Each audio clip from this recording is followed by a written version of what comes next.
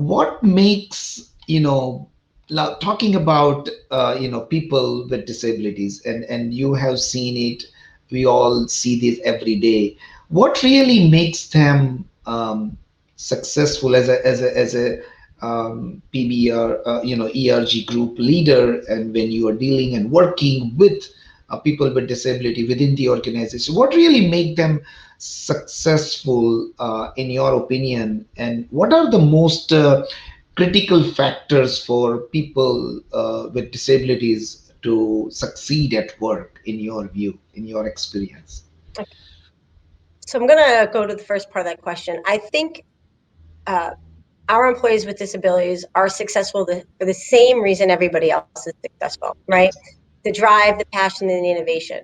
I will say I have a bias in the fact that I think that sometimes we're a little bit more innovative, or unique, or think differently. And you know what? We've seen this. We've seen this in case studies. It's not at BMS, but outside of BMS. You see companies take individuals who have ADHD, or who have autism spectrum disorder, or dyslexia or dysgraphia, and throw them into a team on a problem that would not be typical for whatever their business function is. And because of the ability that those individuals have had to navigate the world differently and innovatively, they can take a problem and look at it differently, and just come to some sort of solution or immediate answer.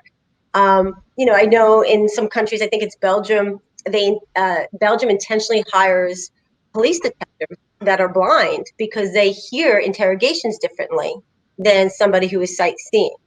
So, I mean, I do have some bias that I do think that there is an aspect of having a disability that is an advantage to companies. Yeah. And, Mhm. but what I would say is the critical success factor, and I think, you were asking me for like what is a critical factor for the success of our group, disability or not, for the success of the Dawn People in Business Resource Group.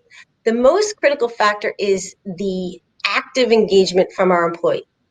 We have Mhm. 2,300 members, and I can honestly tell you that the change that we've had, small, big, whether it's just slight wording on how a policy is written, or benefits, or captioning, all of the change and the ideas and the innovative things we've put in place have come from our members, Mhm. right? I represent one small area of a disability, and I do not experience the world the same way as somebody who uses a wheelchair, or has RA, right, or vision or hearing, right. Um, so having somebody look at something and say, we could do this better, and then Mhm. bring that idea forward, and allowing us to look at it, work on it, and improve it, is really, I think, what's been critical. Because I honestly can't think of anything that I've worked on in the last 3 to 5 years I've been involved that hasn't been sparked from a member or a business need.